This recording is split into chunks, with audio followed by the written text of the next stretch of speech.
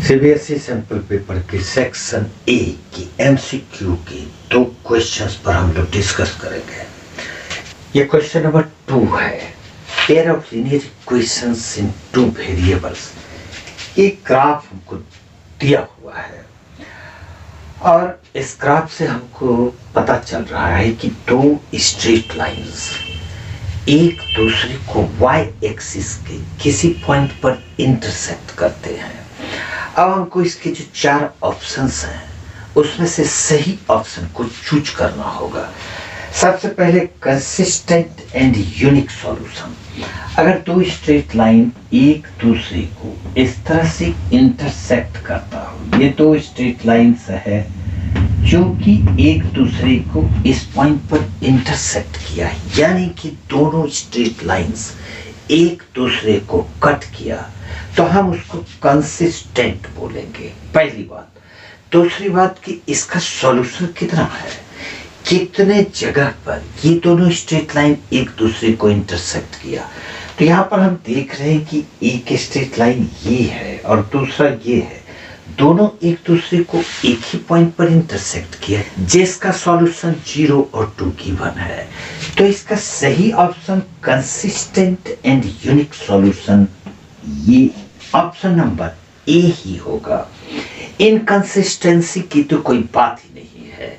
Inconsistency वहां पर है जहां पर कि दोनों स्ट्रेट लाइंस एक दूसरे को इंटरसेक्ट करते ही नहीं है। फिर कंसिस्टेंट विथ 3 सॉल्यूशंस। यहाँ पर दोनों स्ट्रेट लाइंस एक दूसरे को 3 जगह पर इंटरसेक्ट नहीं कर रहे हैं, तो ऑप्शन नंबर सी भी वैलिड नहीं है। Consistent with many solutions. Consistent है, दोनों स्ट्रेट लाइंस एक दूसरे को मिल रहे हैं लेकिन कई पॉइंट्स पर, अनंत पॉइंट्स पर। अब इसका ग्राफ क्या हो सकता है, तो ये ग्राफ होगा जब 2 स्ट्रेट लाइंस, एक स्ट्रेट लाइन ये मान लेते हैं और दूसरा स्ट्रेट लाइन इसी पर इस तरह से, अगर दूसरा स्ट्रेट लाइन एक दूसरे को ओवरलैप करते हुए मिले तो हम बोलेंगे कंसिस्टेंट विथ मेनी सॉल्यूशंस। लेकिन इस क्वेश्चन में ऐसा कंडीशन नहीं है, इसलिए इसका option consistent with unique solution, जो कि यूनिक सॉल्यूशन इसका 0 2 गिवन है। तो इसका ऑप्शन नंबर ए होगा। अब क्वेश्चन नंबर 6 पे चलते हैं। ट्रायंगल एबीसी और पीक्यूआर सिमिलर ट्रायंगल्स है, तो हम लोग यहाँ पर 2 ट्रायंगल बना लेते हैं। एक ट्रायंगल एबीसी और दूसरा ट्रायंगल पीक्यूआर। इस प्रकार से ए बी और सी, और ये सेकंड वाला PQR इस प्रकार से है कि ये दोनों सिमिलर है, ये गिवन है, दोनों ट्रायंगल सिमिलर है। अब यहाँ पर 3AB = 2PQ, 3AB = 2PQ।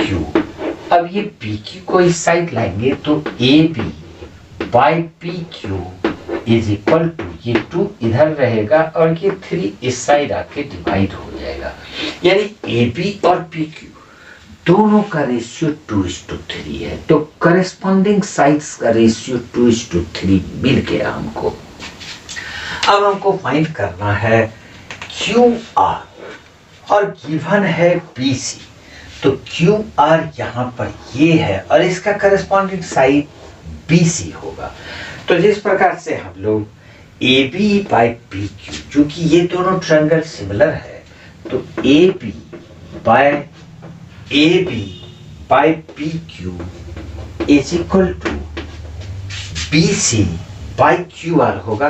तो BC लिखेंगे, BC और by लिख देंगे, इसका करस्पॉन्डिंग साइड QR है। अब इसके वैल्यू को सब्स्टिट्यूट करेंगे। AB by PQ = 2:3, तो हम लोग लिखते हैं 2:3 = BC का वैल्यू गिवन है 10, तो 10 लिखेंगे। और बाय QR यहाँ पर क्रॉस मल्टीप्लाई करेंगे, 2QR = ये 10 × 3 30, therefore QR = ये 30 में 2 डिवाइड होकर 15 cm होगा, यानी कि क्यू बार का वैल्यू 15 cm है। अब ये ऑप्शन ए 10 ये नहीं होगा, बी 15, ये 15 ही हम लोगों ने फाइंड किया था, इसलिए इसका ऑप्शन नंबर बी